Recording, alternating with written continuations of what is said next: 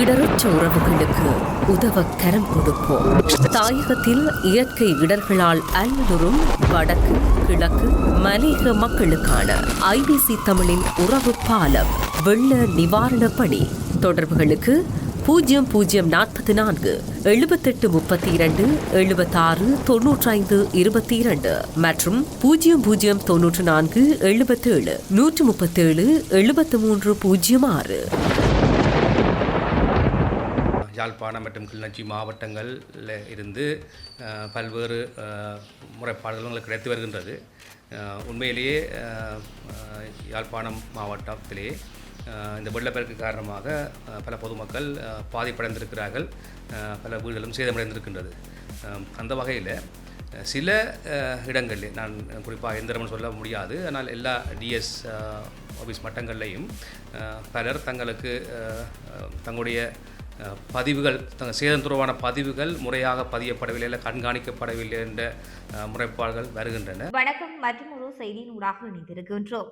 அரசியல் பேதங்களை கடந்து பாதிக்கப்பட்ட மக்களுக்கு சலுகை வழங்கப்பட வேண்டும் என ஜனாதிபதி நினைக்கின்றார். அதனை எல்லோரும் உணர்ந்து ஒரே கோட்டில் பயணம் செய்வது மூலம் நாட்டையும் மக்களையும் மீட்க முடியும் என பாராளுமன்ற உறுப்பினர் ரஜீவன் தெரிவித்தும் இருக்கின்றார்.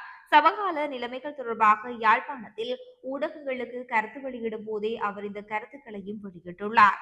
தற்போது நாட்டில் ஏற்பட்ட வெள்ள அனர்த்தம் சம்பந்தமாக யாழ்ப்பாணம் மற்றும் கிளிநொச்சி மாவட்டங்களில் இருந்து பல்வேறு முறைப்பாடுகள் எமக்கு கிடைத்தும் வருகின்றது. யாழ்ப்பாணம் மாவட்டத்தில் வெள்ளப்பெருக்கு காரணமாக பல பொதுமக்கள் பாதிக்கப்பட்டதுடன் சொத்துக்களும் சேதமடைந்து காணப்படுகின்றன. சில இடங்களில் பிரதேச செயலக மட்டத்தில் தங்களுடைய சேதம் தொடர்பான பதிவுகள் முறையாக பதியப்படவில்லை எனவும் கண்காணிக்கப்படவில்லை என்ற முறைப்பாடுகள் தமக்கு வந்ததாகவும் அவர் தெரிவித்திருக்கின்றார்.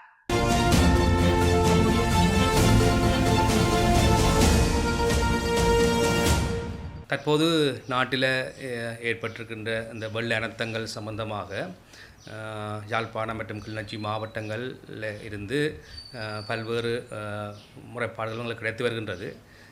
உண்மையிலேயே யாழ்ப்பாணம் மாவட்டத்திலே இந்த வெள்ளப்பெருக்கு காரணமாக பல பொதுமக்கள் பாதிப்படைந்திருக்கிறார்கள், பல வீடுகளும் சேதமடைந்திருக்கின்றது.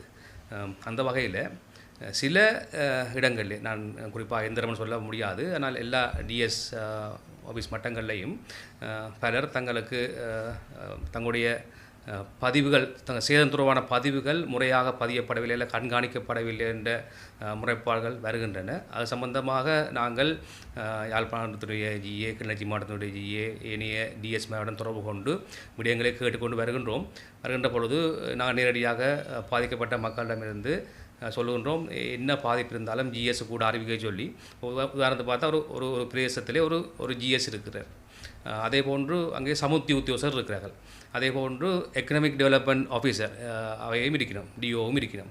அப்போ 3 பேரும் இணைந்து இந்த உண்மையிலே இந்த சேதங்களை கள ஆய்வு செய்து சரியான தகவலை வழங்க வேண்டும் என்று சொன்னால் எங்களுடைய அரசாங்கம் பாதிக்கப்பட்ட எந்த மக்களுக்கும் பாதிப்பு ஏற்பட்டிருந்தால் அவர்களுக்கான நிவாரணம் வழங்கப்பட வேண்டும் என்று உறுதியாக இருக்கின்றோம். எனவே அந்த உறுதித்தன்மை தொடர்பாக ஜனாதிபதி இன்றும் சொல்லியிருக்கின்றார், சரியான தகவலை கொடுக்க வேண்டும். யாராவது பாதிக்கப்பட்டால் தங்கள் நிவாரணம் கிடைக்கவில்லை என்ற முறைப்பாடு தங்களை வரக்கூடாது என்பதை சொல்லியிருக்கிறார். எனவே தயவு செய்த நேரத்தில் நான் எல்லாரையும் கேட்டுக்கொள்கின்றேன், களத்தில் இருக்கிற அரச உத்தியோகஸ்தர்களுடைய கேட்டுக்கொள்கின்றேன், யாராவது மக்கள் முறைப்பாடு செய்தால் அவர்களுடன் முரண்படாமல், சில இடங்களிலே அதை தாண்டி இப்போ டிஎஸ் தாண்டி மக்கள் பிரதிநிதிகளிடம் மக்கள் வருகின்றார்கள். அப்படி வருகின்ற பொழுது நாங்கள் அது சம்பந்தமாக இன்ஸ்ட்ரக்ட் பண்ணுகின்ற பொழுது சில பேர் நீ ஏன் எம்பி மேட்ட போனி உனக்கு செய்ய இயலாது என்கின்ற வகையிலே கதைக்கிறார்கள். அது சம்பந்தமாக நாங்கள் குறிப்பிட்ட டிஎஸ் பட்டத்தையும் சொல்லியிருக்கிறோம். எனவே எந்த பொதுமக்கள் பாதிக்கப்பட்டிருந்தாலும் அவருடைய இடத்துக்கு சென்று அதை பார்க்க வேணும். சிலர் நினைக்கிறேன் தொலைபேசிகள் இருக்காது, இல்லை தொடர்புகள் இருக்காது, அல்லது புகைப்படங்கள் எடுத்துக்க மாட்டார்கள். எனவே அந்த இடத்துல நேரடியாக கள ஆய்வு செய்து அவர்கள் பாதிக்கப்படாமல் இருக்க வண்ணத்துக்கு அவர்களுக்கு நாங்கள் உதவி செய்ய வேண்டும் என்பது என்னுடைய தாழ்மையான கோரிக்கை. அதேபோன்று அரசாங்கம் சரியான நிவாரணங்களை அறிவித்திருக்கிறது. இந்த நிவாரணங்களிலே சில மக்கள் உண்மையிலேயே பாதிக்கப்படவில்லை. அப்படியானவர்கள் சில பேர் பொய் சொல்லியும் மாட்டுப்பட்டிருக்கிறார்கள். அவர்களும் தயவு செய்து மனிதாபிமான செயல்பட வேண்டும். பாதிக்கப்பட்ட மக்களுக்கு அந்த நிவாரணம் போய் சேர்றதுக்கு நாங்கள் எல்லாரும் ஒத்துழைப்போடு செயல்பட வேண்டும் என்று கேட்டுக்கொள்கின்றேன்.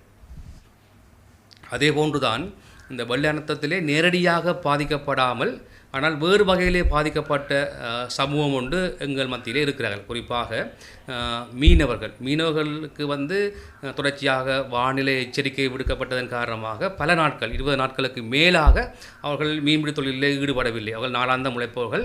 அவர்களும் இந்த அனர்த்தம் காரணமாக பாதிக்கப்பட்டிருக்கின்றார்கள். அதேபோன்று தினக்கூலிகளுக்கு செல்பவர்களும் இந்த மழை காரணமாக வேலைவாய்ப்புகளை பெற முடியாத சூழலில் அவர்களும் பாதிக்கப்படுகிறார்கள். அவர்கள் வெள்ள நீர் போந்ததோ அல்லது போகவில்லையோ இல்லை. ஆனால் அவர்கள் தினமும் உண்பதற்கான அந்த வேலைவாய்ப்பு இல்லாமல் காணப்படுகிறது. இது சம்பந்தமாக மாவட்ட அரசாங்க அதிபர் மற்றும் ஜனாதிபதியுடைய நேரடி கவனத்துக்கு இது விஷயத்தை கொண்டு போவோம். அதுபோன்று பாராளுமன்றத்துக்கு இந்த விஷயத்தை நாங்கள் கொண்டு போய் அவர்களுக்கான ஒரு தீர்வையும் நாங்கள் கட்டாயம் நிச்சயமாக பெற்றுக் கொடுப்போம். இன்னொரு விடயத்தை நான் இதில் தெளிவாக குறிப்பிடுகின்றேன். இப்பொழுது நாட்டிலே ஒரு ஊழல் இல்லாத அரசாங்கம் என்று சொல்வதை விட அரசாங்க பாராளுமன்ற உறுப்பினர்கள், அமைச்சர்கள், ஜனாதிபதி, பிரதம மந்திரி என்று இருக்கிறார்கள். கிட்டத்தட்ட 70 நாடுகளுக்கு மேலே எங்களுக்கு நேரடியாக தொடர்பு கொண்டு உதவிப் பொருட்களை வழங்குகின்ற, அதே போன்று புலம்பெயர்ந்து வாழுகின்ற தமிழ், சிங்கள, முஸ்லிம் மக்கள், ஏனைய மக்களும் எங்களுக்கு அரசாங்கத்துக்கு நேரடியாக உதவி செய்கின்றார்கள். இந்த இடத்திலே நாங்கள் ஒரு விஷயத்தை நினைக்கிறேன், சுனாமி வந்த பொழுது ஏற்பட்ட அழிவுகளை விட 3 மடங்கு அழிவு தற்போது ஏற்பட்டதாக கணிக்கப்படுகின்றது. அந்த வகையிலே உண்மையிலேயே பல இடங்களிலே பாதிப்பு ஏற்பட்டிருக்கின்றது. ஆனால் எங்கள் மத்தியில் இருக்க சில பேர் இந்த சாமி வரம் கொடுத்தாலும் பூசாரி விடமாட்டான் என்கின்ற ஒரு நிலப்பாடு காணப்படுகின்றது. நான் தெளிவாக சொல்கின்றேன், இந்த நேரத்தில் எங்களுக்கு அரசியல் கட்சி, அவர் அந்த கட்சி, இவர் இந்த கட்சி, நான் அவற்றியால், நீ இவற்றியால், நீ அவர்கிட்ட போயிட்டு அதனால் உனக்கு தரமாட்டேன், நீ இவர்கிட்ட போயிட்டு தரமாட்டேன், அந்த சகல பேதங்களையும் விட்டு ஜனாதிபதி என்ன நினைக்கிறாரோ, அது பாதிக்கப்பட்ட மக்கள் அனைவருக்கும் இந்த நிவாரணங்கள் அல்லது அவர்களுக்கான மீட்சி பெறத்துக்கு, அந்த நாட்டை திருப்பி மீள கட்டமைக்கிறதுக்காக எல்லாருமே ஒரே கோட்டில் பயணம் செய்தால்தான் இந்த நாட்டை, இந்த மக்களை மீட்க முடியும். எனவே இந்த அரசியலை கைவிட்டுட்டு இந்த இடத்திலே அனைவரும் ஒற்றுமையாக ஒன்றாக செயல்பட்டு இந்த நாட்டை நாங்கள் மீட்க வேண்டும் என்று இந்த இடத்தில் நான் கேட்டுக்கொள்கின்றேன். இந்தியாவை பொறுத்தவரையில் எங்களுக்கு பக்கத்து நாடு, அது நாங்கள் கோவிட் காலத்தில் கூட நாங்கள் தெருவாக பெட்ரோலுக்கு இல்லாமல் இருந்தபொழுது, மின்சாரம் இல்லாத பொழுது உடனடியாக எங்களுக்கு அந்த நேரத்தில் கப்பல்கள் மூலம் எரிபொருளை அனுப்பி அந்த எங்கள் நாட்டை மீட்டதிலே இந்தியாவுக்கு பெரிய பங்கு இருக்கின்றது. அதே போன்று தான் உடனடியாகவே களத்திலே செயல்பட்டு உதவி செய்த முதலாவது நாடு இந்தியா நாடு. எனவே இந்தியாவுக்கும் இலங்கைக்குமான உறவுகள் ராஜதந்திர ரீதியாக நீடிக்கப்பட்டு அது இன்னும் பலப்படுத்தப்பட்டு அந்த மக்களுடைய தமிழ்நாட்டிலிருந்தும் பாரிய 950 டன் கொண்ட கப்பல்கள் 4 இலங்கைக்கு வந்திருக்கு என்று சொல்லப்படுகின்றது. அதே போன்று ஏனைய நாயகர் இந்த கண்டாவளையிலுடன் இந்த பாலத்தை கூட அவர்கள் செய்து கொண்டிருக்கிறார்கள். அதே போன்று மருத்துவ உதவிகள் அப்படி இருக்கின்ற பொழுது அந்த இலங்கைக்கும் இந்தியாவுக்குமான ராஜதந்திர உறவுகள் நல்ல வகையில் இருக்கின்றது. அது எதிர்காலத்திலே இந்த நாட்டை கட்டி வளர்க்கிறதுக்கு இன்னும் உதவி புரியும். நாங்களும் அதை பரிபூர்ணமாக ஆத்மார்த்தமாக நாங்கள் அதை ஆதரிக்கின்றோம். அவர்களுக்கு நன்றி. இந்திய அரசாங்கத்துக்கும் தமிழ்நாட்டு அரசாங்கத்துக்கும் எங்களுடைய அரசாங்கத்தின் சார்பிலே மனமார்ந்த நன்றிகளை தெரிவித்துக் கொள்கின்றேன். அதே போன்று இன்னும் ஒரு பிரச்சனை போய்கொண்டிருக்கிறது. இந்த நேரத்திலே இந்த கடலிலே காணப்படுகின்ற பிரச்சனை, இப்படி ஒரு பக்கத்திலே இந்திய அரசாங்கம் உதவி கொண்டிருக்கிற நேரத்திலே இந்த மீனவர்கள் வந்து இந்த வடக்கு பிரதேசங்களிலே வந்து நிலுவைமடி படகளை எழுப்பதாலே மீனவர்களுடைய வாழ்வாதாரம் பாதிக்கப்பட்டிருப்பதாக மக்கள் தொடர்ச்சியாக குறைப்பட்டு கொண்டிருக்கிறோம். அதை நாங்கள் ராஜேந்திர ரீதியில் தீர்க்க வேண்டும். எங்களுக்கு ஒரு அமைச்சர் இருக்கிறார், மீன்பிடித்துறை அமைச்சர். அவர் பல்வேறு விடயங்களில் இந்தியாவோடு சேர்ந்து செயல்பட்டு வருகின்றார். எனவே இந்த பிரச்சனைகளுக்கு நாங்கள் எல்லாரும் சேர்ந்து தீர்வுகளை காணலாம் என்று நான் நம்புகிறேன்.